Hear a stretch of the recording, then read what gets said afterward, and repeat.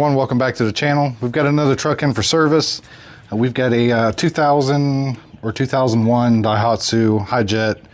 I believe it's the S210P. Fuel injected, twin cam. It's a crank no start issue. So we're getting ready to start diagnostics. First thing we're going to look at is compression.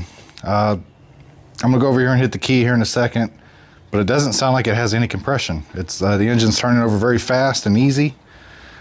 He said he pulled up to his on-site fuel tank, put fuel in the truck, and it just wouldn't start back up after that. So I'm kind of wondering, did it jump time? Is there a valve way out? Because remember the last time we had a crank no start in here, it was because the valves were so far out that the cylinders couldn't build any compression. So I'll let you guys listen to it and you guys tell me what you think about it.